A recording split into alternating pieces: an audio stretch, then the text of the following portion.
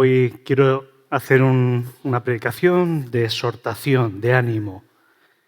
Me indigna un poco ver cómo políticos, líderes intelectuales acorralan el Evangelio. Y hoy la predicación va sobre eso, sobre que no nos sintamos avergonzados. Aunque no voy a utilizar ese versículo, sí lo quiero introducir. El apóstol Pablo llegó a decir, porque no me avergüenzo del Evangelio, porque es poder de Dios para salvación a los que creen. Y fijaros, voy a tratar de dar un repaso partiendo de la frase del Padre Nuestro. Fijaros que la tenemos ahí enfrente, que nos la sabemos de memoria. ¿Quién no se sabe el Padre Nuestro de memoria? En toda la cristiandad nos sabemos el Padre Nuestro de memoria. Pero desde el siglo XVIII, XIX, XX, XXI, hemos caído en una trampa. Jesucristo dice, hágase tu voluntad, como en el cielo, así también en la tierra. Y eso significa que la voluntad del Padre, Jesucristo dice, cuando oréis, porque los discípulos le dicen, Señor, ¿cómo oramos? Porque los discípulos de Juan oran de una forma, o enséñanos tú a orar, ¿cómo orar mejor? Y una de las frases que Jesús enseña a los apóstoles es, Padre nuestro que estás en los cielos, y hágase tu voluntad, como en el cielo, así también en la tierra. Y la voluntad de Dios hecha en la tierra, no es solo salvar a los que creen el todo y a los que no creen nada, dejarles perdidos. Existe un caldo de cultivo donde la voluntad de Dios se tiene que hacer en la tierra, donde la Iglesia somos los labradores, los cultivadores, las manos del Espíritu Santo, los brazos de Dios, para que el caldo de cultivo, la voluntad buena de Dios, agradable y perfecta, sea estiércol, sea abono, para que quienes no conocen a Dios lleguen a conocerlo. De ese estiércol, de ese trabajo de preparación de la tierra como colaboradores de Dios, como también dice Pablo, es de lo que quiero hablar esta mañana. Mirad, desde el siglo XVIII, os decía, hay un engaño, siglo XIX principalmente. Hay un engaño en la sociedad, en los intelectuales y cada vez más reforzado en Europa, donde se nos dice que la religión, la espiritualidad de cada uno es algo privado. Es algo privado. De forma que cada uno tiene que tener su fe, su religión, para sí mismo, escondida en tu casita, en tu entorno familiar como mucho, pero déjanos en paz a los demás, ¿no? No hagas pública tu fe. No nos conviertas, no nos prediques, no nos argumentes, porque lo tuyo es tuyo y los demás cada uno, ¿vale? Una cosa es el respeto, esa idea, en la parte de respeto, de que cada uno puede creer lo que crea, por supuesto. Hemos caído en una trampa, y es en la trampa de quedarnos el Evangelio en las iglesias. En las iglesias. Eso tiene, como veremos más adelante, unos momentos históricos de engaño donde se han dado eso. Pero lo primero que quería deciros contra esa idea que nos ha infectado a la Iglesia, porque Pablo se comió el mundo romano, Europa, a pie, en barco o en caballo, él solito, una sola persona. Y fijaros, somos fruto de 12 personas, 12 apóstoles, sin internet, sin WhatsApp, sin literatura, más que lo que se escribió muy poquito, ¿vale? El Nuevo Testamento, somos fruto 2000 años después, porque no se avergonzaron y no se sometieron a la cultura o a las directrices de lo que ya estaba socialmente en pie, sino que revolucionaron espiritualmente. Dios, quiero partir de esta premisa, Dios no es solo el Dios de la Iglesia, Dios es el cabeza de la Iglesia, Cristo es el cabeza de la Iglesia, pero Dios no es dueño solo de un trocito del mundo, de un trocito de la humanidad. Dios no es eso. Dios no es el Dios religioso de los templos. Dios es el Dios creador. Toda la tierra, toda la humanidad entera le pertenecen. Colosenses, veíamos esta mañana en la escuela dominical, Efesios, Hebreos, inciden, Juan, el Evangelio de Juan, inciden en que todo lo creado es de Cristo, por Él y para Él. Todo lo que existe en la tierra es de Dios y para Dios.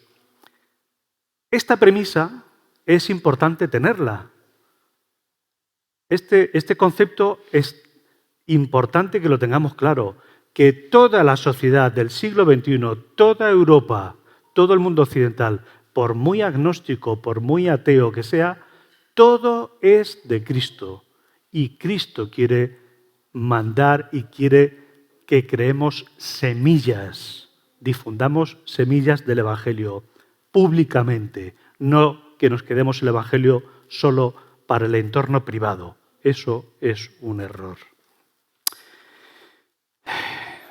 Ahí tenéis textos de 1 Crónicas 29, Efesios 1:9, donde dice que todo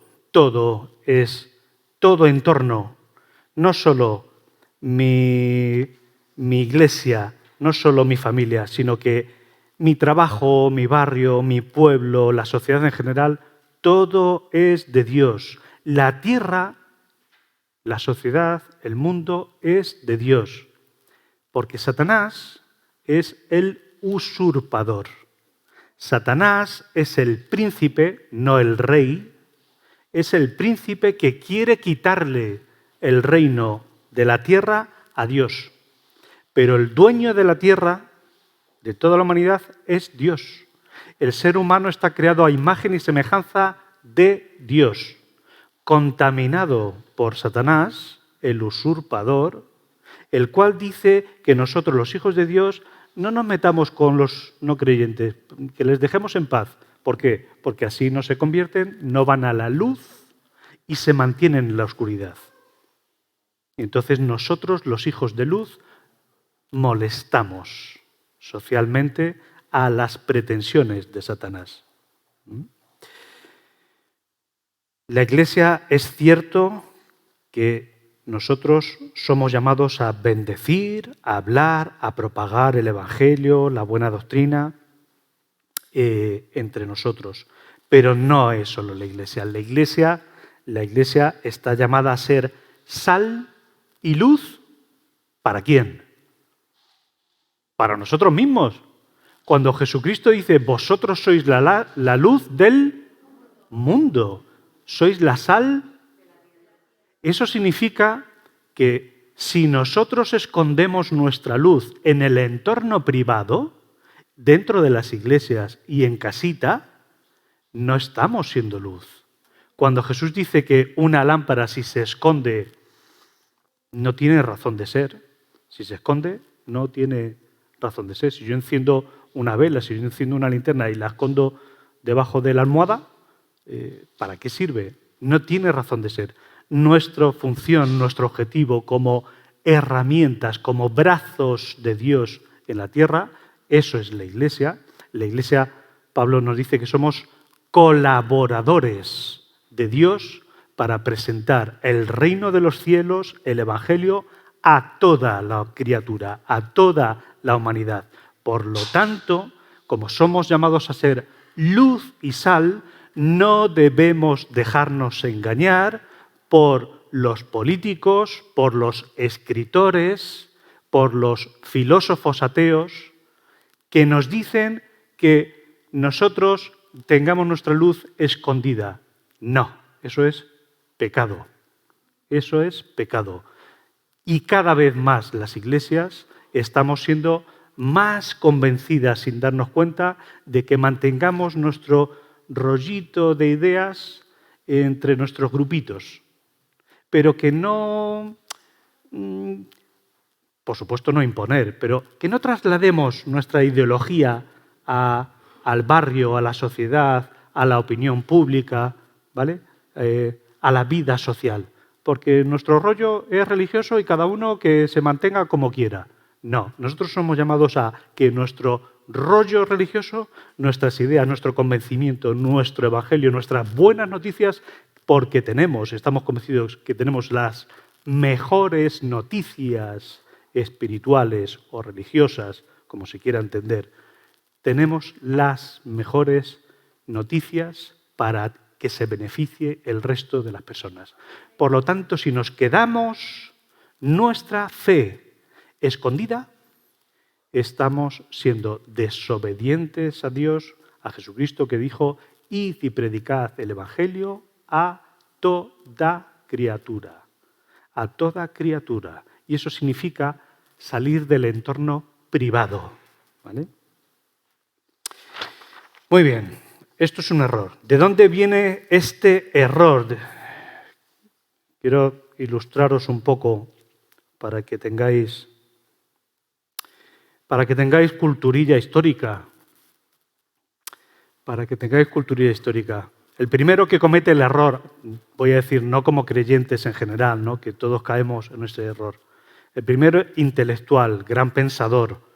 Estoy hablando de hermanos que han influido históricamente en la cristiandad. El primero que cometió el error fue Justino Mártir, ¿vale? Justino Mártir en el año 175, más o menos, en su primera teología dirigida, escribe una carta al emperador romano, que se llamaba en ese momento, en el 155, Antonio Pío. Al emperador Antonio Pío, en el 155. Justino Mártir explica al emperador una cosa, y es que los cristianos no eran tan mala gente como decían los ciudadanos romanos. Los ciudadanos romanos pensaban que los cristianos, como comían el pan y el vino y simbolizaba el cuerpo y la sangre de Jesucristo, los romanos, que tenían un rollo de sacrificios, de historias, de su religión, ¿no?, pensaban de oídas que es que los cristianos se comían a alguien, comían la carne y bebían la sangre de alguien. Entonces los tomaban por salvajes. Y entonces había jueces donde los que denunciaban, los romanos que denunciaban porque no querían que la religión romana decayera, denunciaban a los cristianos como salvajes, como antropófagos, ¿no? ¿Y qué es lo que ocurre? Que Justino Mártir y algún tertuliano, algunos romanos cultos, al convertirse al cristianismo, explicaban al emperador, a las autoridades, que los cristianos no eran salvajes, que eso eran símbolos, que era pan y vino, ¿no?, y que ellos buscaban el amor, la solidaridad, etcétera, etcétera, que no eran malas bestias. Bueno, Justino Mártir comete un error. Al explicarle al emperador en qué consiste el Evangelio de Cristo y lo que hacen los cristianos, comete un error. Y es de ahí el primer gran error de esta ideología que tenemos de privacidad. Comete el error de decirle a Antonio Pío, al emperador, de que los creyentes deben la adoración a Dios y la obediencia a César. No está mal, son chicos que se someten a las autoridades, podemos decir, ¿no? No, es un error. Es un error porque a partir de este pensamiento, donde mi adoración, mi último culto es a Dios y no a César, que era un Dios hecho carne, ¿no? Donde se le debía adorar. Justino Mártir dice, mira, emperador, nosotros déjanos que adoremos al Dios nuestro, pero te vamos a obedecer a rajatabla en todo a ti. Ese obedecer a rajatabla a ti es el error. ¿Por qué? Porque nuestro sometimiento a las autoridades tiene que tener un límite.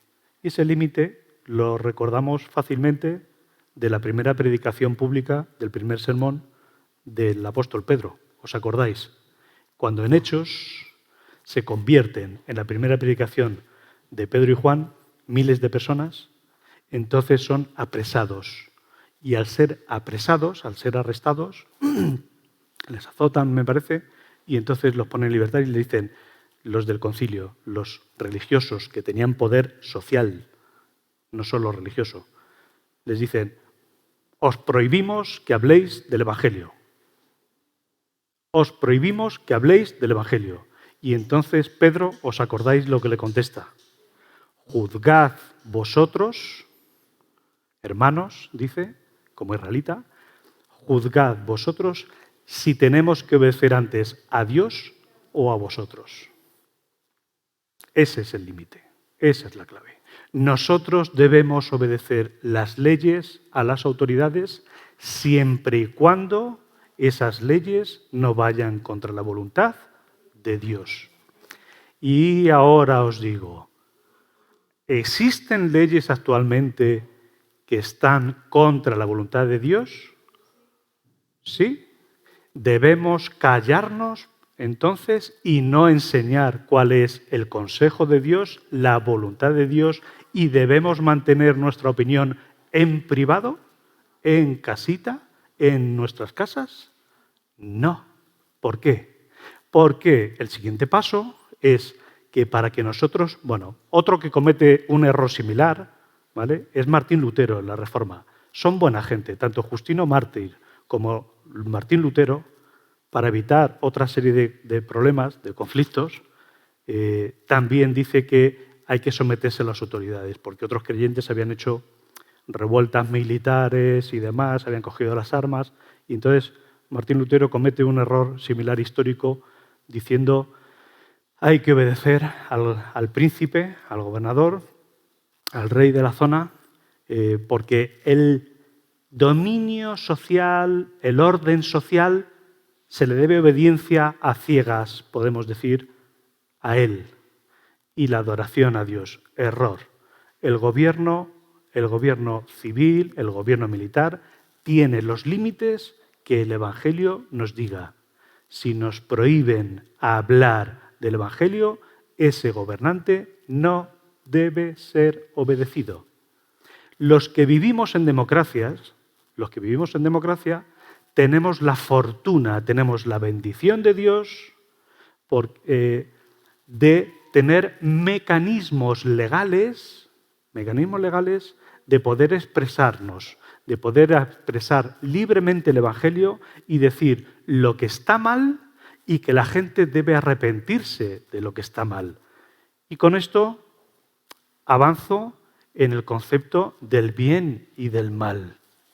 El concepto del bien y el mal, mirad, para que alguien se arrepienta de sus pecados, y crea en Jesucristo para perdón de sus pecados por la fe, cada vez la gente sabe menos lo que es pecar. Cada vez todo está más permitido, es más relativo. Por lo tanto, la primera función de la luz, que somos nosotros, que es el Evangelio, es decir lo que está bien y lo que está mal. Porque esa es la función de la ley, esa es la función de las Escrituras del Antiguo Testamento. Pablo nos dice en Gálatas que la ley fue dada para conocimiento de lo que está bien y de lo que está mal, y que la gente necesitara al Salvador, viera que era imprescindible un Salvador por gracia. Pero el primer paso para la conversión es saber lo que está bien y lo que está mal. Y si nosotros nos callamos de lo que es correcto a los ojos de Dios o incorrecto, ¿qué vamos a predicar? ¿Qué arrepentimiento vamos a predicar para que reciban a Cristo? Primero tenemos que decir que se arrepientan de los pecados. Pecados, o como se quiera llamar hoy día, errores, transgresiones morales, que van contra la ética de Dios, llámalo X. Pero tenemos que decir lo que está mal, ¿vale? Por tanto, nuestro mensaje tiene que ser a la fuerza público. Y, por otra parte, nuestro abandono, el abandono de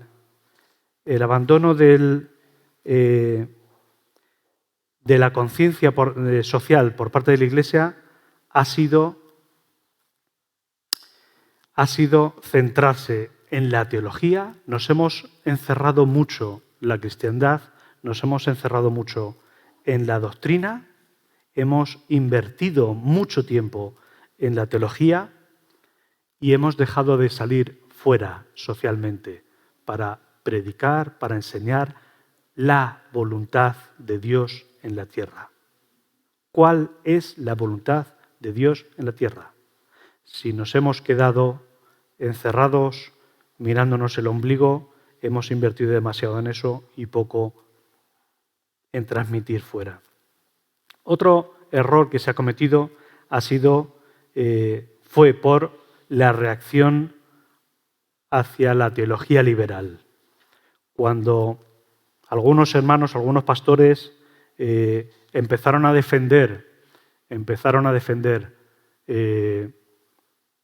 la igualdad de negros y blancos en Estados Unidos. Cuando empezaron esos pastores en Nueva York, ocurrió esto, antes de Martin Luther King.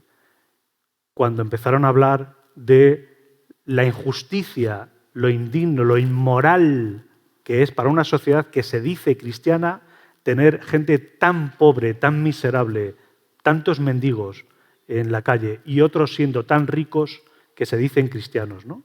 Cuando esos pastores empezaron a denunciar esas cosas, ¿vale? La mayoría, como tenían una teología liberal, un concepto sobre el reino de Dios distinto al de las iglesias conservadoras, las iglesias conservadoras se alejaron del evangelio social, de la justicia social. Y eso es un error, porque al querer centrarse solo en doctrina, lo que hicieron fue inflarse de teología y dejar la práctica de la justicia social en la sociedad.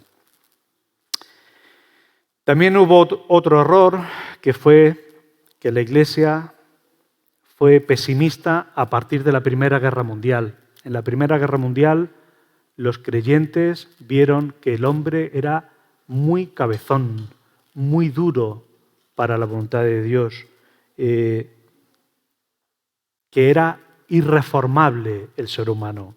Hubo un cambio un pesimismo, ¿vale? Pesimismo. Otro error que se sumó fue la difusión de la teología premileniarista, en el dispensacionalismo, que es una parte de la teología que estudia la forma de explicar el plan de Dios desde el principio hasta que venga por segunda vez Jesucristo, donde se enseña que en la última parte de los tiempos el hombre va a estar completamente alejado de Dios y que es irremediable la reconciliación con Dios. Esa idea, es cierto que todos somos completamente indignos del Evangelio. Es cierto que el hombre está corrompido totalmente y que por sí mismo no puede salvarse. Pero no es cierto que no haya remedio. ¿Entendéis? Esa doctrina lo que enseña, esa forma de pensar, lo que enseña es que como el hombre está tan mal, mira, ni le predicamos y que venga Jesucristo lo antes posible, porque esto está tan roto que mejor que empiece la nueva tierra y el cielo nuevo ya. ¿Para qué vamos a predicar? Cuanto peor estén, mejor. Antes viene Cristo. Error. Eso es una blasfemia, iba a decir. Jesucristo nos dice, predicad el Evangelio a toda criatura. No dice, dejad de predicarles para que así yo venga antes y acabe con todo definitivamente. Eso es un error, teológicamente. Y aunque nadie se atreva a decirlo tan claramente, esa doctrina, esa forma de interpretar las Escrituras, trajo ese estilo de pensamiento. Y por último, el otro error que ha contribuido a que el Evangelio no permeabilice, no se difunda socialmente, es porque ha sido aceptado mayoritariamente por las clases medias occidentales. Los que somos de clase media estamos tan cómodos económicamente, socialmente, que con ir a la iglesia, los domingos, y ya está, nos sentimos satisfechos. Entonces, ¿para qué voy a luchar yo porque los inmigrantes, por ejemplo, las viudas, los huérfanos, quienes sean, los enfermos, tengan un buen trato, unas pensiones o servicios públicos dignos y que no sean indignos? ¿Por qué voy a pelear yo por esas cosas? ¿Por qué voy a pelear yo porque los blancos y los negros estén en la misma iglesia? No, si los pastores blancos quieren reunirse solo con los blancos y no consideran de la misma categoría a los negros, pues mantengamos iglesias separadas. Eso se ha dicho hasta el siglo XX, hasta hace 2 días, durante siglos, iglesias cristianas, donde dice Pablo que en el reino de Dios no hay ni hombre ni mujer, diferenciación de género, no hay diferenciación a los ojos de Dios entre hombre y mujer, esclavo o libre, blanco o negro, rico o pobre. Dios no hace distinciones. Cuando esas clases medias, cuando esas clases acomodadas, lo que han mirado ha sido por su ombligo, por su tripa llena, nos ha ido muy mal. Bueno, nosotros somos llamados a decir, para que la gente pueda arrepentirse de los pecados, porque no sabe lo que está bien y lo que está mal, para que nosotros seamos luz y sal en la tierra y podamos dar el siguiente paso de decirles que necesitan a Cristo, tenemos que recordar que Dios, el cristianismo es la única religión que enseña la igualdad entre todos los seres humanos. Esto ya lo he dicho otras veces, la única cultura del mundo y posiblemente histórica que enseña que todos somos iguales. Eso se ha traducido en las constituciones a todo ser humano es igual ante la ley, todo hombre es igual ante la ley. Eso proviene de Cristo, del Antiguo Testamento y del Nuevo Testamento. No existe ni en el budismo, confucianismo, ni islam, que son la mayoría del planeta. Solo existe en el cristianismo, que todos somos iguales ante Dios, y nuestros políticos lo han traducido a todos somos iguales ante la ley. Pero si nosotros no enseñamos esa serie de valores y lo que están haciendo es utilizar esas ideas y decir, ¿y de dónde proceden las ideas? Ah, no sé, de la Constitución, de la Revolución Francesa, de... No, esas ideas vienen de la Biblia. Por tanto, déjame que explique públicamente esas ideas, porque tú te estás beneficiando de esas ideas sin saberlo. Porque te crees que viene de la Revolución Francesa y lo que no sabes es que había pastores protestantes en la Revolución Francesa que metieron algún artículo en la Declaración de los Derechos del Hombre, por ejemplo. Si nosotros no luchamos por la protección de los ciudadanos vulnerables, si no decimos que es una vergüenza el maltrato a la mujer, si no decimos que es una vergüenza el dar una patada al inmigrante que está necesitado, si no decimos que está mal la explotación económica y unos sueldos miserables, y si no decimos que lo que Dios quiere es la fraternidad en el trato, entonces estamos dejando de ser luz. Porque esos son los principios que son la voluntad de Dios en la tierra. Hágase tu voluntad en la tierra. Y la voluntad de Dios en la tierra no es que todo el mundo vaya a la iglesia los domingos, sino que su voluntad, sus deseos, su concepto de justicia, de ética, de trato, se ha hecho en la tierra. Cuando nosotros nos callamos, cuando nosotros no decimos lo que está bien o mal, o si una ley es buena o mala, y nos callamos, entonces estamos haciendo que el reino del mal coma terreno y que la voluntad de Dios en la tierra sea menos hecha. Y Jesucristo nos dice que sea hecha la voluntad de Dios. Mirad, los profetas Amós, Isaías, Miqueas, Joel denunciaban. Juan el Bautista denuncia, Jesús denuncia, los apóstoles denuncian lo que está mal. Lo que está mal. Y pide conversión a Israel, al pueblo, para que se vuelvan a Dios. Pero hay que decir lo que está mal. Cuando dice, voy a leer un texto, el de Amós, por ejemplo. Dice, hay de los que convierten la justicia en acíbar y arrastran por el suelo al inocente, aceptan sobornos, atropellan a los pobres en el tribunal. Por eso se calla entonces el prudente, porque es un momento peligroso.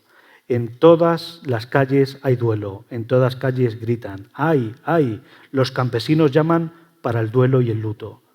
Odien el mal, amen el bien e instalen en el tribunal la justicia. Pensamos, y eso es otro error, pensamos únicamente en términos políticos en cuál es el partido que dice de abortar o no abortar, o de casar homosexuales o no casar homosexuales. Eso es un error. Porque la justicia de Dios no la tiene ni un partido político ni otro. Unos predican conceptos malos de un tipo, de injusticias sociales, económicas, etcétera, etcétera, y otros otro tipo de injusticias. Nosotros no podemos decir que están bien ni unas injusticias ni otras injusticias, ¿vale?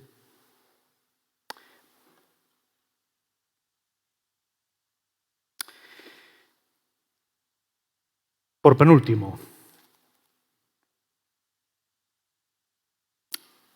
ha habido, afortunadamente, luces en la historia importantes, que han hecho que la voluntad de Dios para la tierra sea conocida. Sea conocida. Mirad, el Evangelio se propagó, En el año 350-375, cuando Constantino se convierte o medio convierte, la mitad de los ciudadanos del Imperio Romano se habían convertido. No le quedó mucha opción. ¿Sabéis quiénes se convertían en el Imperio Romano? Los esclavos y las mujeres. Los más desfavorecidos. Aquellos a los que el Evangelio de Dios les decía: tú eres importante, tú eres igual de importante que el señorito, que el amo, que el ciudadano romano, que el noble. Tú para Dios eres igual de importante, o más, o más. El Antiguo Testamento llega a decir que más, incluso. Que Dios, aunque no tiene acepción de personas, tiene especial cariño por los desfavorecidos, especial cuidado. Por lo tanto, cuando las mujeres, que eran un cero patatero hasta hace 2 días en derechos y más en Grecia y en Roma, que creemos que los griegos eran la repera de avanzados, tenían a la mujer como cero patatero y a los esclavos como cosas, instrumentos de trabajo, como los animales. Cuando el Evangelio de Cristo viene y les dice: Dios os ama, puedes llamar a Dios Padre, Él te quiere igual que a todos, esos hombres, esos esclavos, se convirtieron a miles y miles y miles, porque los hermanos que predicaban no tenían vergüenza de cambiar y desobedecer, cambiar la estructura político-social del Imperio Romano, porque al convertirse en personas, los esclavos, se estaba rompiendo la estructura económica del Imperio Romano, que estaba basada en la esclavitud, donde no se pagaban sueldos. Y eso significa romper socialmente lo que estaba mal establecido, pero estaba moralmente mal. Moralmente mal. Y el cristianismo, sin revuelta armada, sin revuelta política, simplemente transmitiendo los valores de la voluntad de Dios en la tierra, dijo: no, no es correcto tener esclavos, no es correcto discriminar a la mujer, no es correcto esto, no es correcto lo otro. Nosotros somos llamados a decir las cosas buenas. Cuando en el siglo XVIII, el siglo XVIII, un grupito de hermanos en Inglaterra, William Wilford y el grupito de los santos, un grupo casero de hermanos que se reunían en una casa, o Anthony Ashley Cooper, que fue otro también importante. Estos hermanos eran diputados, eran creyentes. Al primer grupo, a William Wilberforce y los santos, 1787-1833, era un grupo de diputados en Inglaterra. Y Inglaterra todavía tenía esclavitud en el Imperio Británico. Estos hermanos creyentes, pero es que todo el Parlamento decía que era creyente, ¿eh? Todos eran puritanos o todos eran anglicanos, eran protestantes o católicos, eran cristianos, en teoría. Pero mantenían la esclavitud. Y este grupillo de 5 o 6 hermanos, 5 o 6 hermanos. Los grandes cambios sociales no han venido nunca por las masas. Sí, las masas al final se suman y hacen el cambio. Pero los que inician son un grupillo. Un grupillo. Estos hermanos oraban cada día, cada semana se reunían en casa para orar. Y decían: ¿qué vamos a proponer en el Parlamento para mejorar las cosas? Para que el reino de Dios vaya comiendo terreno a las tinieblas. Para que la justicia social, para que los valores de Dios, para lo que está bien, sea hecho en Inglaterra. Claro, ellos toman el relevo de John Wesley, que es quien cala con el Evangelio una renovación espiritual en Inglaterra. Y ellos son herederos de ese movimiento, de ese ímpetu, de ese avivamiento de Juan Wesley.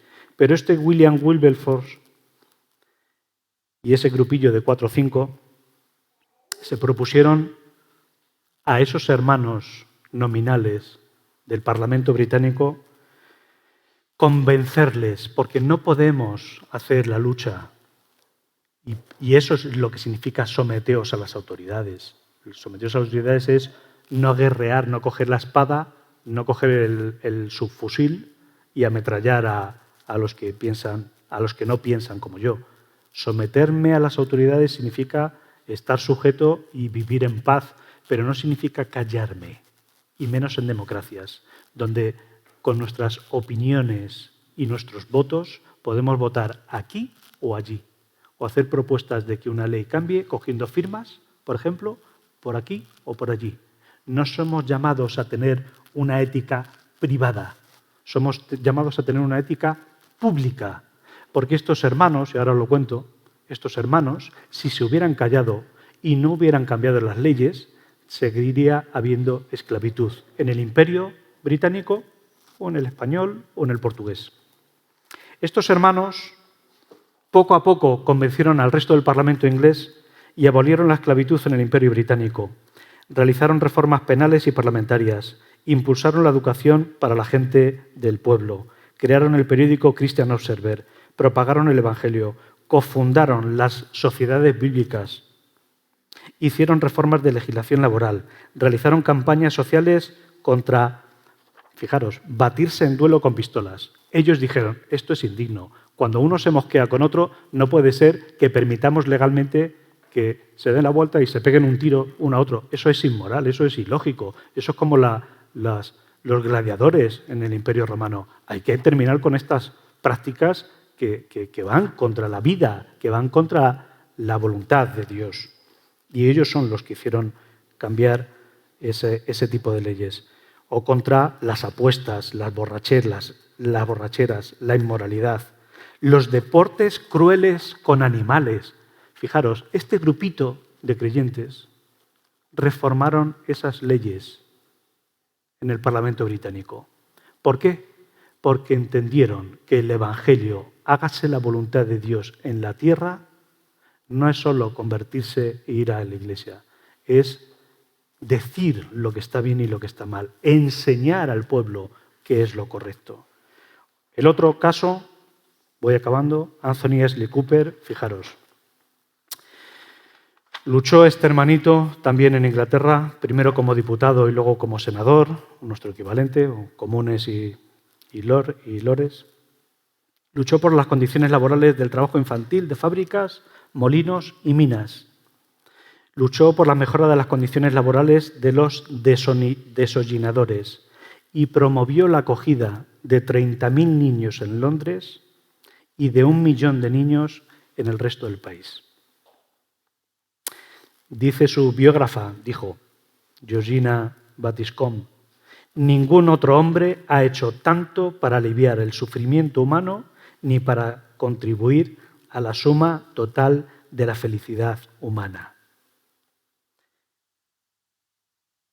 Tener una ética correcta, tener los principios del Evangelio, por mucho que nos sean bombardeados hoy día, mantenernos firmes en lo que está bien, ¿vale?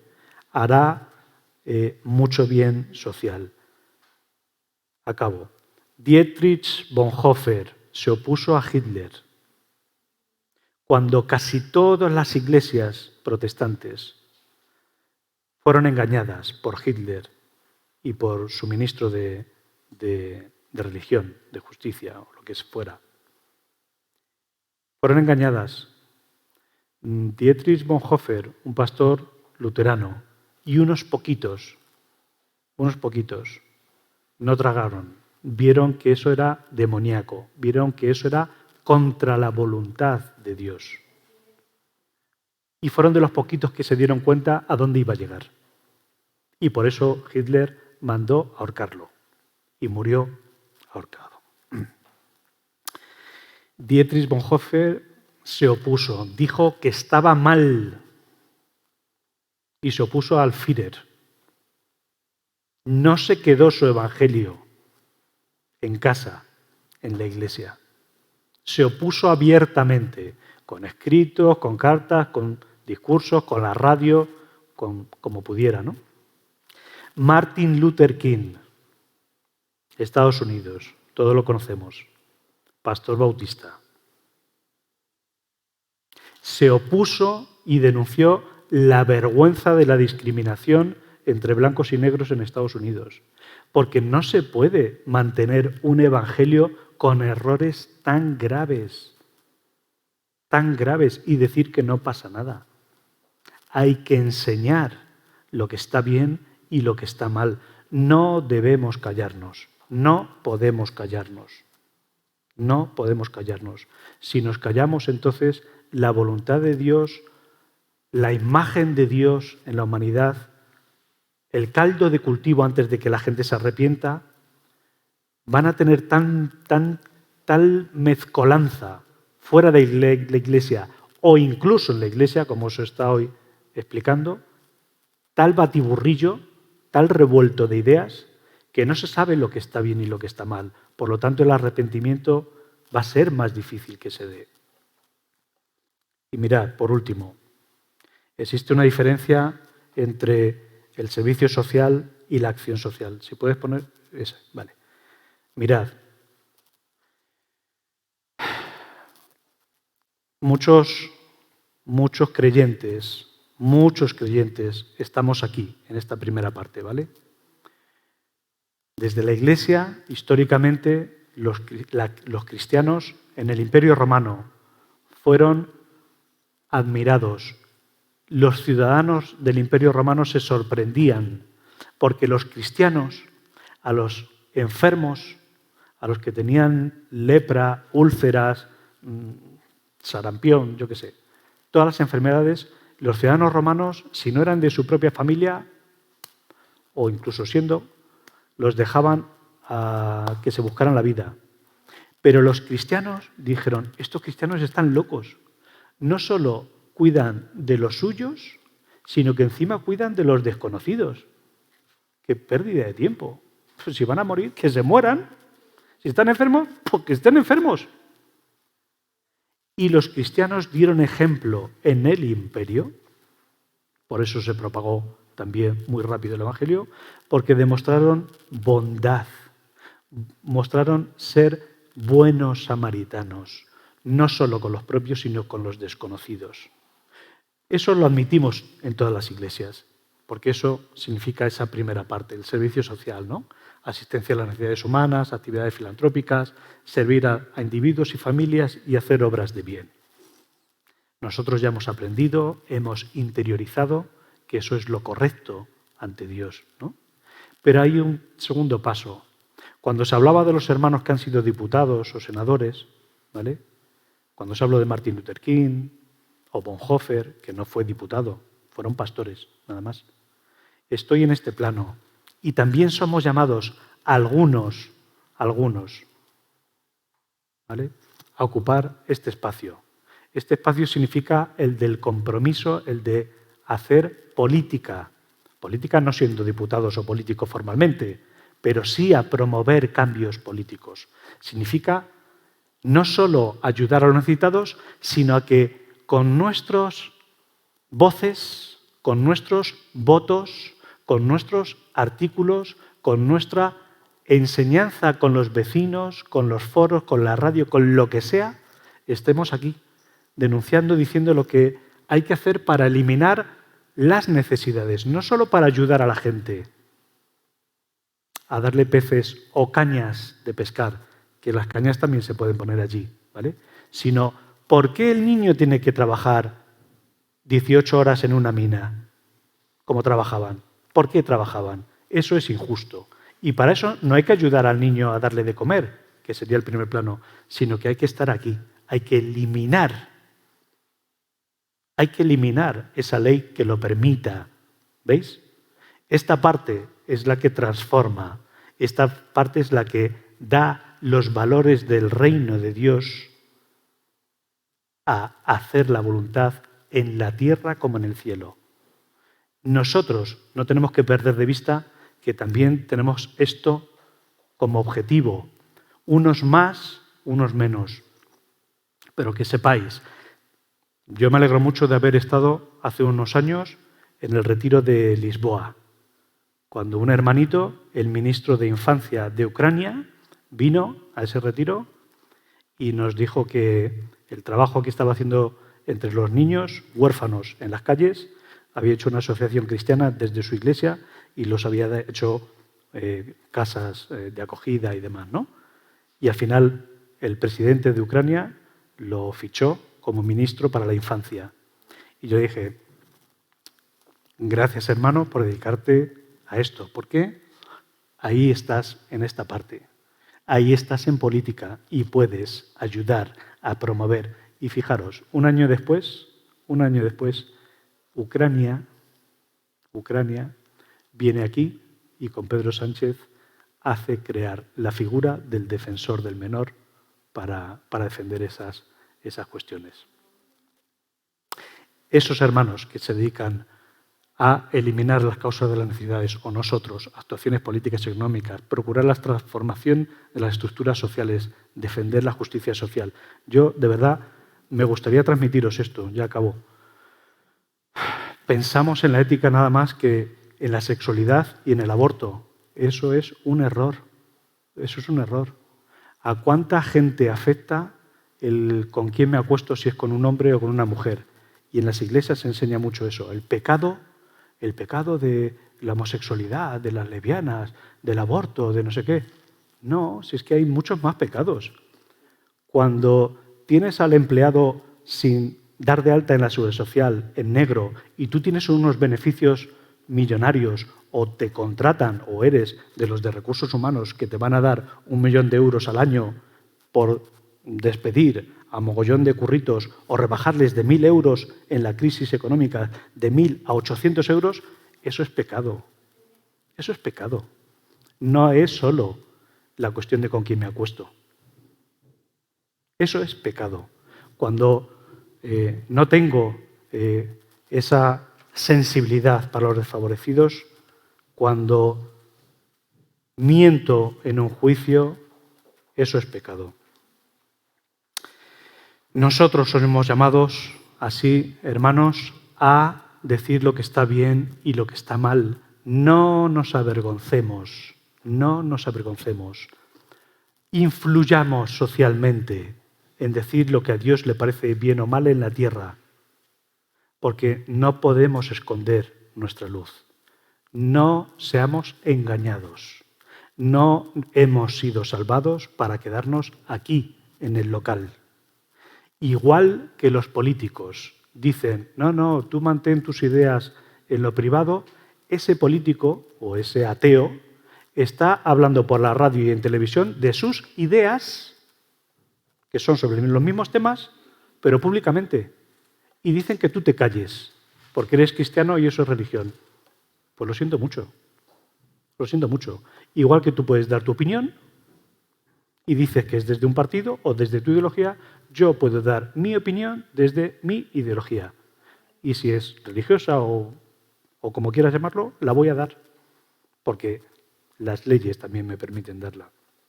Y a quienes no se han reconciliado con Dios, a quienes no se han beneficiado del autor de todas las cosas buenas, que es Jesucristo. Jesucristo promovió el amor, la paz, la reconciliación, todo lo correcto y todo lo bueno. Y en el futuro tendremos el reino perfeccionado.